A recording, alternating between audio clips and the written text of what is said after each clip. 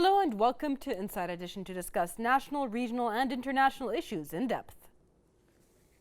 The recent establishment of relations with Israel under the patronage of the USA represents a remarkable step that reflects His Majesty King Hamad bin Isa Al Khalifa's wisdom as well as ambitious vision of spreading comprehensive peace, tolerance, and justice.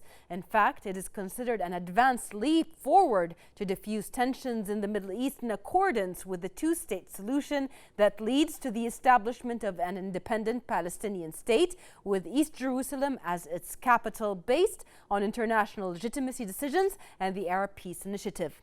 To talk more about this historic breakthrough to bolster stability in the region and extend bridges of collaboration towards achieving common interests, we are pleased to be joined through satellite by the president of the International Peace Institute, Mr. Terry Rod Larson. But before we move to Mr. Larson, let's watch the speech of the Kingdom of Bahrain, which was delivered by His Majesty King Hamad bin Isa Al Khalifa before the United Nations General Assembly at its 75th session, which was held in New York.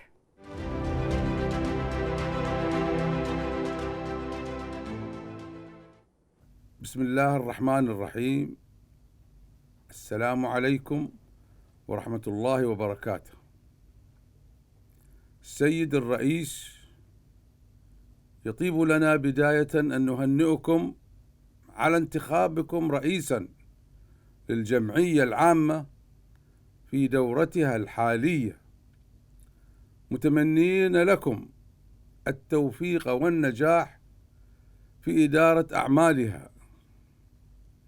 كما نتوجه بالشكر لرئيسها السابق على جهودها التي بذلها في إدارة أعمال الدورة الماضية وبكل كفاءة واقتدار.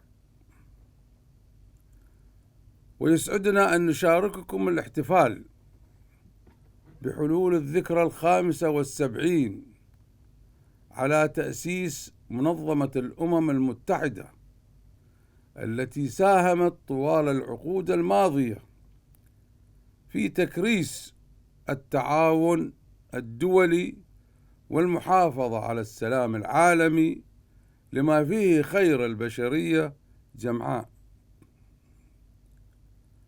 كما يسرنا هنا أن نشيد بالمساعي الحثيثة لمعالي الأمين العام السيد أنطونيو غوتييرس في تعزيز دور المنظمة في تسوية النزاعات وطرح الحلول والمبادرات من أجل التوصل لنظام عالمي قائم على ترسيخ وحماية حقوق الإنسان وتحقيق أعلى مستويات التنمية على أسس المساواة والمشاركة الكاملة للدول الأعضاء في هذه المنظومة الأممية الرفيعة. وتشدد مملكة البحرين في هذا الإطار على تمسكها واحترامها لالتزاماتها الدولية المتمثلة في المحافظة على قوة واستقرار النظام الدولي واستمرار دوره في تحقيق السلم العام، كما وأننا نشارك الأمم المتحدة رؤيتها الصائبة في التأكيد على أهمية العمل الجماعي الفعال لمواجهة كافة التحديات والأخطار، وفي مقدمتها ما يمر به العالم أجمع من ظروف صعبة وتداعيات قاسية على الحياة الإنسانية وإنجازاتها من جراء انتشار جائحة كوفيد-19.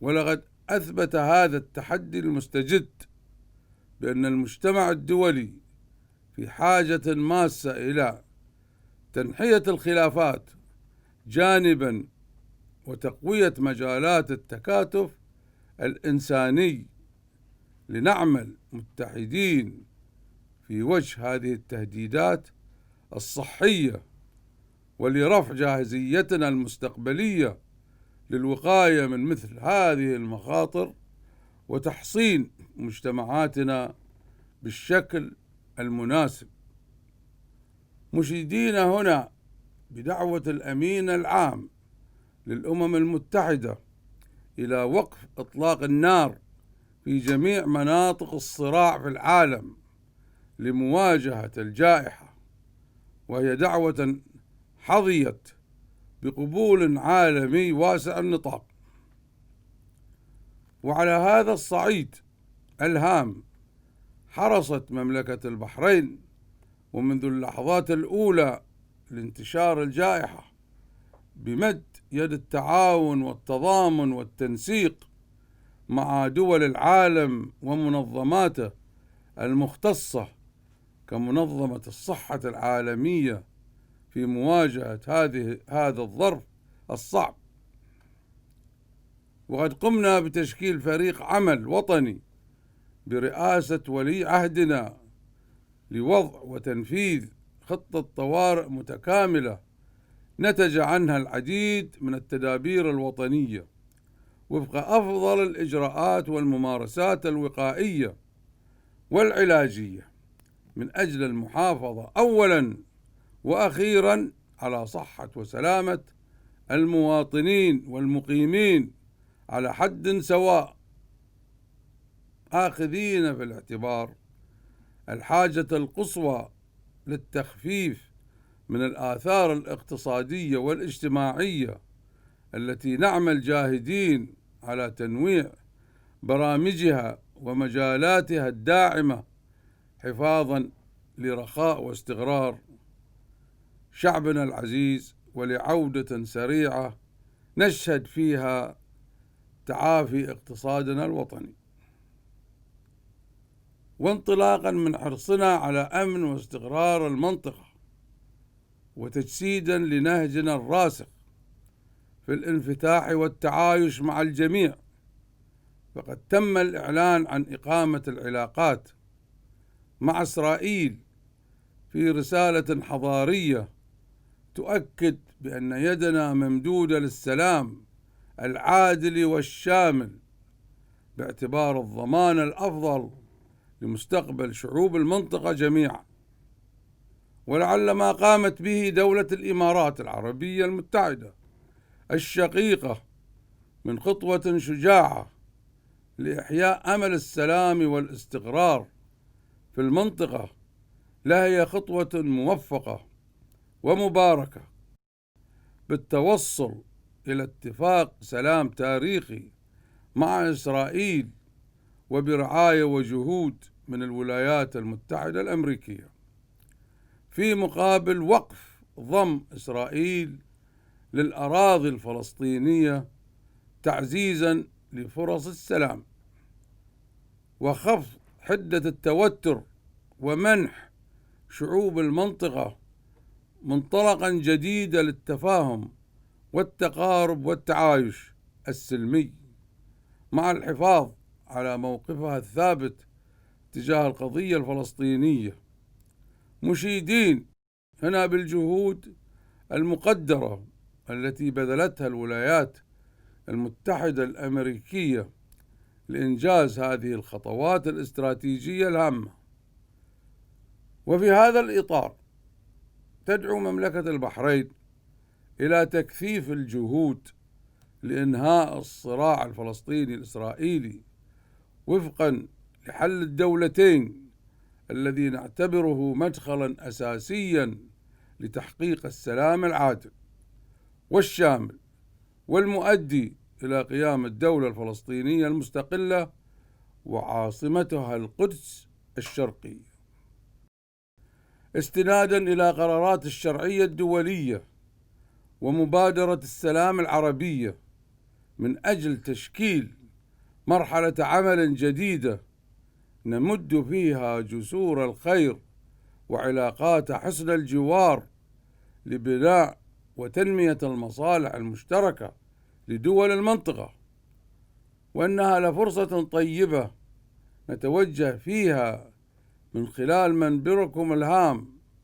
بتقديرنا الكبير للدور الرائد والعمل الدؤوب للمملكة العربية السعودية الشقيقة بقيادة أخينا خادم الحرمين الشريفين الملك سلمان بن عبد العزيز آل سعود، ليس فقط على صعيد إرساء دعائم الأمن والسلم في المنطقة والعالم أجمع وبشكل يراعي مصلحة كافة الأطراف، بل لما تبذله من جهود بارزة ومؤثرة خلال رئاستها الحالية لمجموعة 20 لصياغة عقد جديد تتحقق فيه آمال شعوب العالم في الرخاء والاستقرار، مؤكدين هنا على نهج بلادنا بالوقوف مع الشقيقة الكبرى صفا واحدا في جميع المواقف وفي كافة الظروف.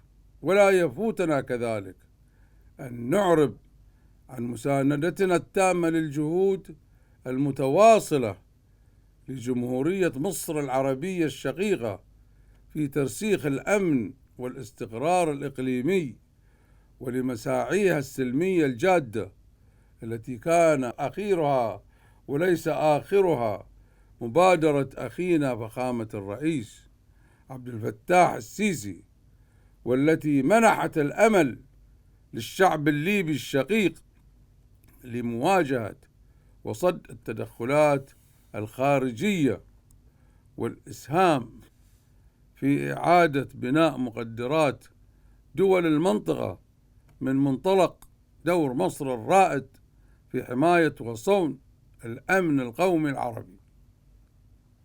سيد الرئيس، الحضور الكريم، إن نجاح المجتمعات وازدهارها مقرون باستتباب الأمن والاستقرار فيها، وهذا ما انتهجته مملكة البحرين على الدوام، وتؤكد كدولة فاعلة ضمن مجتمعها الدولي الأكبر على ضرورة تسريع الجهود من أجل تحقيق ازدهارنا الإنساني من خلال تقوية مجالات التضامن والتوافق تحت مظلة الأهداف العالمية التي التزمنا بها منذ تأسيس هذا الصرح العريق، والذي نبارك لأنفسنا معكم بذكرى تأسيسه لانطلاقة متجددة في هذه اللحظة الفاصلة من تاريخنا المعاصر، ونحن فخورون بدورنا في ذلك وملتزمون بدعمنا للأمم المتحدة لبلوغ وجهتنا المنشودة من أجل تحقيق التطلعات المشروعة للشعوب وإعادة بناء جسور الثقة والمحبة وصولا لعالم أكثر أمنا واستقرارا وسلاما. شكرا سيد الرئيس، والسلام عليكم ورحمة الله وبركاته.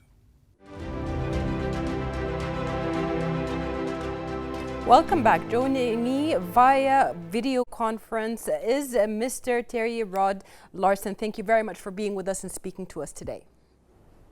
My pleasure. Sir, first of, if there is anybody to ask about any kind of peace deal, it is you. You have years of experience, especially when it comes to the Palestinian-Israeli state conflict and the process, the peace process.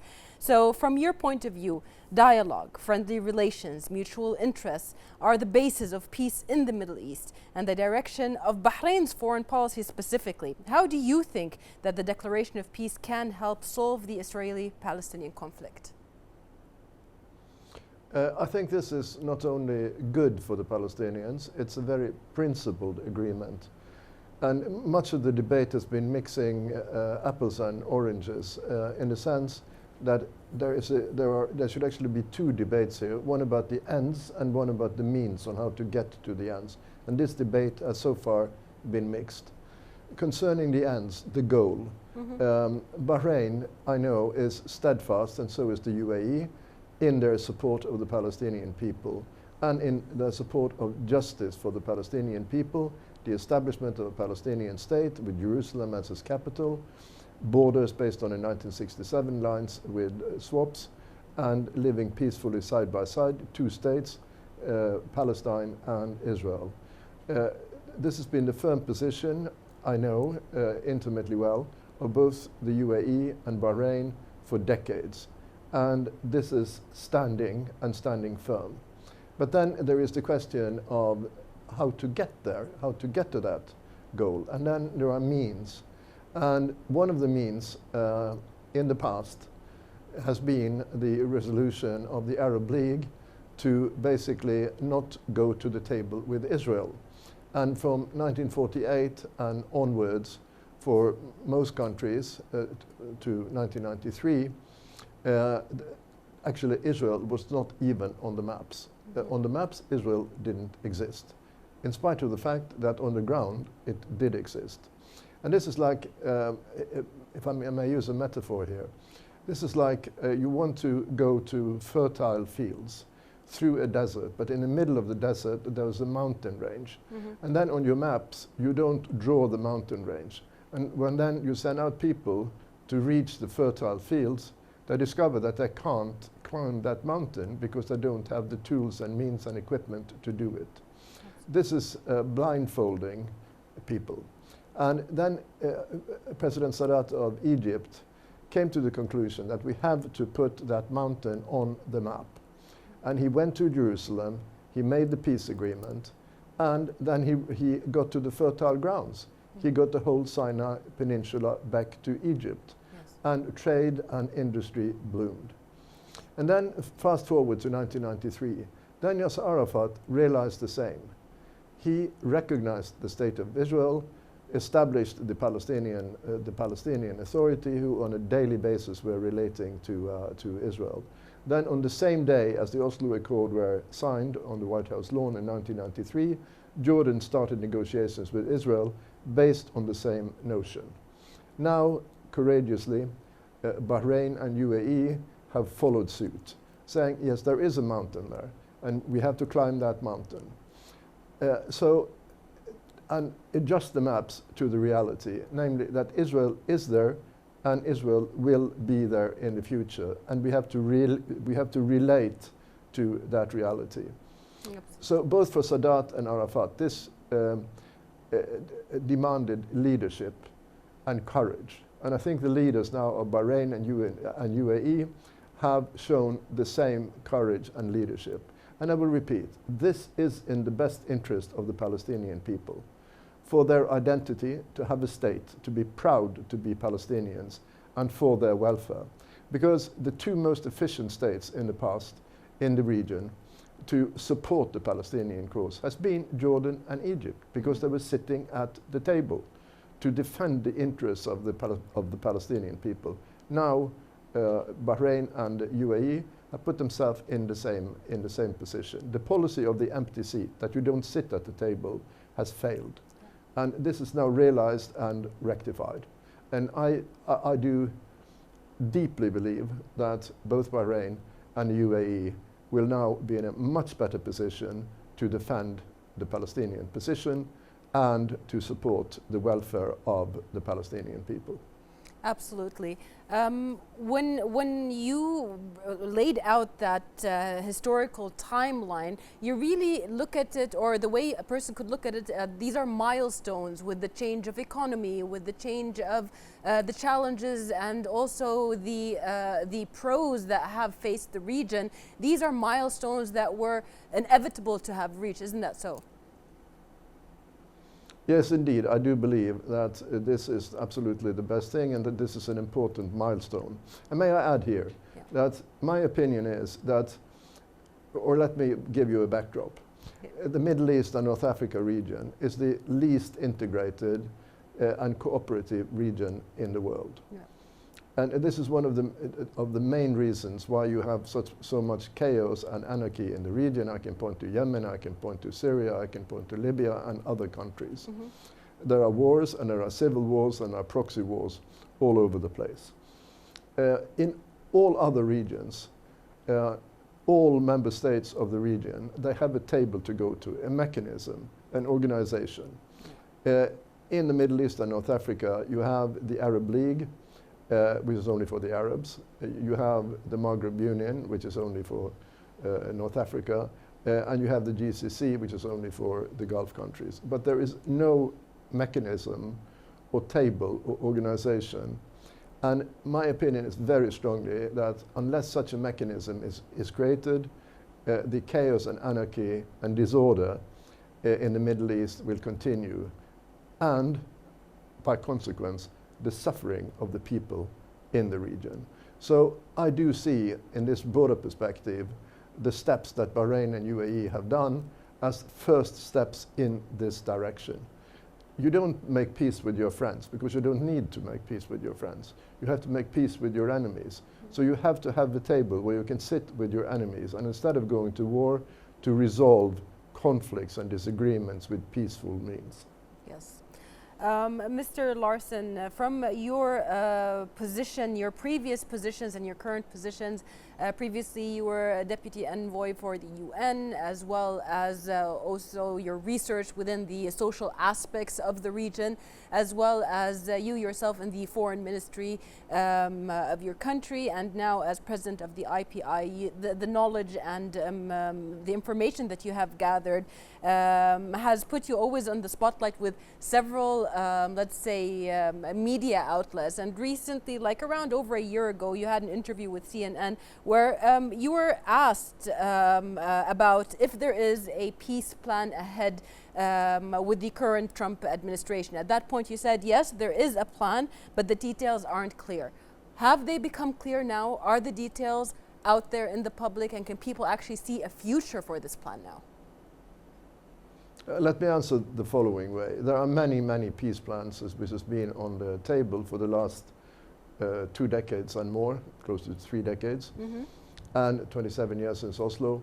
And there are quite a number of them. The Trump peace plan is one of these peace plans. So what I would do if I were in the shoes of the Palestinian leadership is basically say, yes, let's go to the table. Let's put all these plans on the table, including the Trump plan. And let us discuss it openly. Because if you go to the table, it doesn't mean that you have to accept the Trump plan. You can say no to the whole plan, or you can say there are some good ideas here, there are some bad ideas, but we have some better ideas, and put them on the table. Absolutely. To go to the table doesn't mean that you are defeated. Quite the contrary. You go into a dialogue in order to find compromises and the best solution. Absolutely. So, and this has been for a long time my recommendation to the Palestinian leadership, and I stay put with that position. Go to the table, put all the plans on the table, and the best thing would be come with your own plan. Absolutely.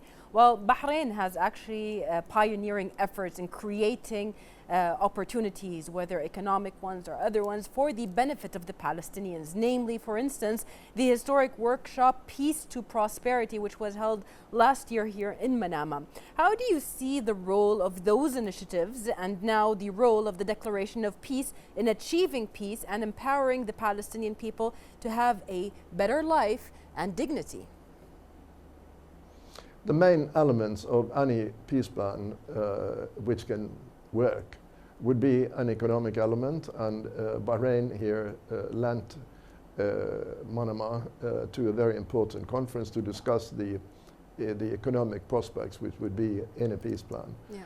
This now has to be combined with a political plan based on the two-state solution, as I outlined earlier, and based on territorial issues, and on, thirdly, security issues. Yeah. So what was achieved in Manama in the economic talks which were there has now to be paired with the political element and the security element. And these will be interdependent, because you cannot realize the economic plan without the political framework, which includes security elements. Yes. And all this is achievable, but only on one premise, that you go to the table, sit at the table, and discuss frankly and openly these issues. And now Bahrain and the UAE is in a position where they can sit at the table and support the Palestinian vision. From what you have seen through your long career in peace and from your work on the Israeli-Palestinian conflict, how effective is peaceful dialogue between the rival parties in reaping results compared to conflict and non-dialogue? I mean, you have mentioned that coming to the table is taking a step and negotiating is taking a step, but how fruitful is it to reap results? Non-dialogue doesn't lead anywhere. Israel will not disappear from the map if there is a non-dialogue. Israel is a reality, and what the UAE and Bahrain so courageously has done now is to break that tradition, to get out of that, frankly, illusion, and now are sitting at the table with the Israelis. And I think the best example on how effective this is that a part of the agreement with UAE was territorial, namely that the Israelis dropped, they say temporarily, but I think it's dropped forever, the policy of annexing the West Bank and the Jordan Valley to Israel. And that's a huge achievement. But that achievement could not have happened if the UAE was not sitting at the table with Israel. So again, go to the table. This is the only way. Fill the chair.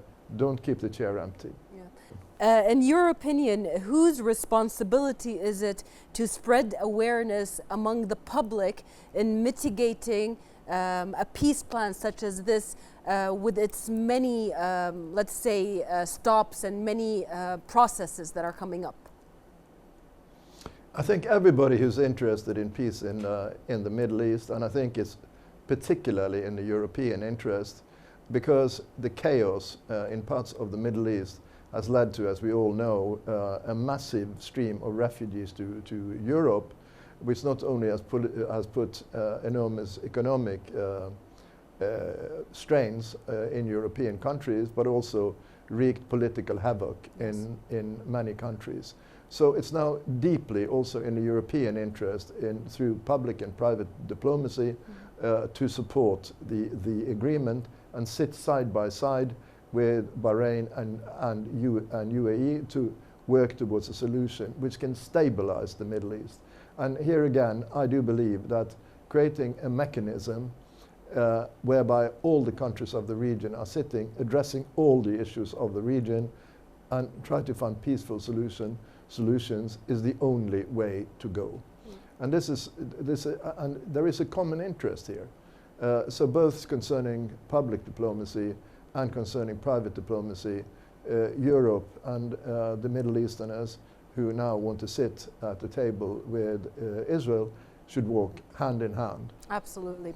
Sir, the IPI here in Bahrain and in the region has always been at the forefront in mitigating whether it is issues, whether it is furthering awareness when it comes to economical issues and spreading peace. But specifically right now, as the president of the IPI, is it planning on collaborating with Bahrain to materialize the declaration of peace, and how will that be?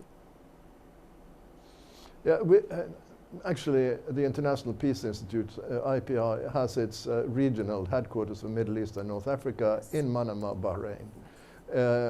Because it's a peaceful country, and we've had great cooperation with the country over many, many years at all levels, from His Majesty and down.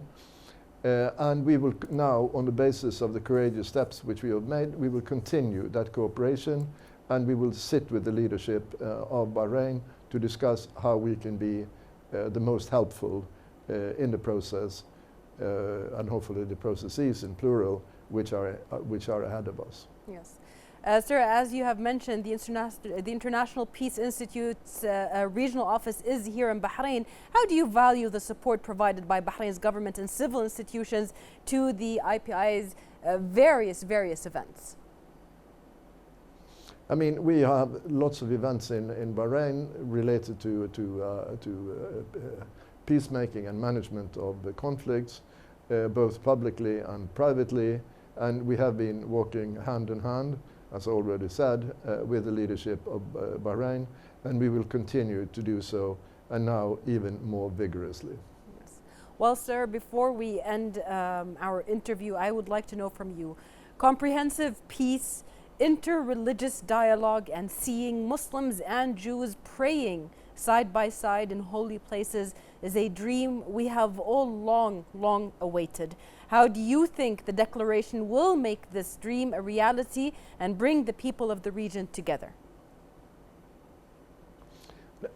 Yeah, as I've underlined already, I think this is an incredibly important step forward. And I praise the two governments for what they have been doing. Some have misunderstood this by mixing, as I said earlier, apples and oranges, mixing a debate about the end goals and the means, the tools to use in order to get there. One of the reasons why I was so happy about the agreements is that the two countries, the UAE and Bahrain, have so firmly and so profoundly underlined that their policies related to the aspirations of the Palestinian people has not changed an inch. Yes. Now new tools are being employed, and I think those tools will be much more effective than the ones used in the past. Absolutely. Thank you so much, Mr. Terry Rod Larson, for being with us, the president of the International Peace Institute. Thank you very much. It's been a pleasure being with you. Have a good afternoon. And that was Mr. Terry Rod Larson, the International Peace Institute president, who joined us through satellite from Dubai. This brings us to the end of our episode. Thank you for watching, and see you next week in another episode of Inside Edition.